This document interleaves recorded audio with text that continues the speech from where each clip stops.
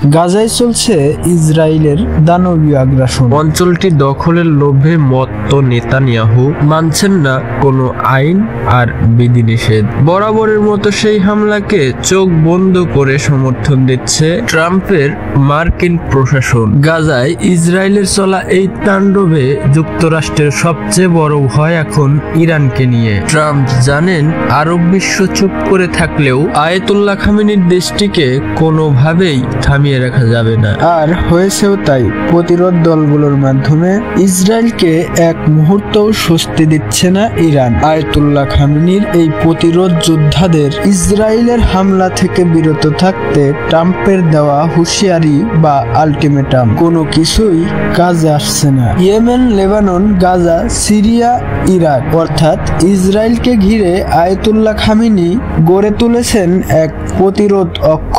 ফিলিস্তিনের মুসলিমদের সমর্থন আর ইসরায়েলকে ধ্বংসের লক্ষ্যে গড়ে তোলা এই অক্ষের মূল কারিগর আয়াতুল্লাহ খামেনি। প্রতিরোধ দলগুলোকে অস্ত্র থেকে প্রশিক্ষণ সবকিছুই আসে ইরানের হাত ধরে। এমনকি এসব যোদ্ধাদের প্রশিক্ষণ দেওয়া হয় ইরানের বিপ্লবী রেভলিউশনারি গার্ডের মাধ্যমে।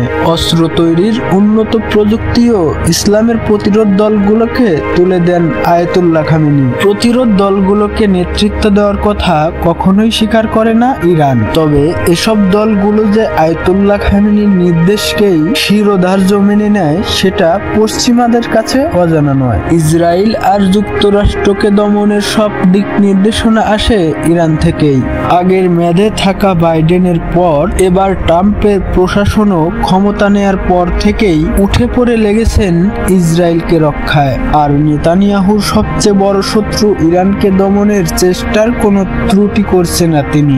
ইরানের হয়ে ছায়াযুদ্ধ চালিয়ে যাওয়ার প্রতিরোধ শক্তিকে দমনে ইয়েমেনে এক প্রকার যুদ্ধই শুরু করেছে ট্রাম্প। তবে সফলতা তো নয়, উল্টো ইয়েমেনের প্রতিরোধ যোদ্ধাদের হামলায় চোখে মুখে সর্ষে ফুল দেখছে মার্কিনিরা। ইরানের উপরও হুমড়ি চালিয়ে যাচ্ছে ট্রাম্প। প্রতিরোধ দলগুলোকে সহায়তা করলে ইরানের চরম পরিণতির হুঁশিয়ারি দিয়েছে। পরমাণু কর্মসূচি নিয়ে চুক্তি করতে আরব দেশগুলোকে ব্যবহার করে চিঠিও দিয়েছেন তিনি। যুক্তরাষ্ট্রের কথা মেনে নিতে দিয়েছেন 2 মাসের আলটিমেটাম।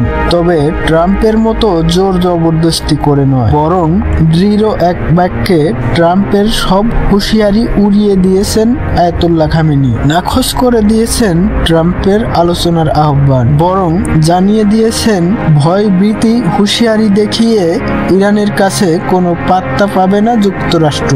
গাজায় হামলার জবাবে ইসরায়েলে আরো ভয়ানক হামলা শুরু করেছে প্রতিরোধ যোদ্ধারা। ট্রাম্প বলেছিলেন ইয়েমেনের প্রতিটি হামলার জন্য দায়ী করা হবে ইরানকে, আর এর জন্য কঠোর পরিণতি ভোগ করতে হবে আয়াতুল্লাহ খামেনির দেশটিকে। তবে সেসব হুঁশিয়ারিকে উপেক্ষা করে ইরানের দিক নির্দেশনা ইসরায়েলে আরো ভয়ঙ্কর এবং শক্তিশালী অস্ত্রের হামলা চালাচ্ছে ইয়েমেনের যোদ্ধারা। ব্যবহার হচ্ছে শক্তিশালী হাইপারসোনিক ব্যালিস্টিক মিসাইলও।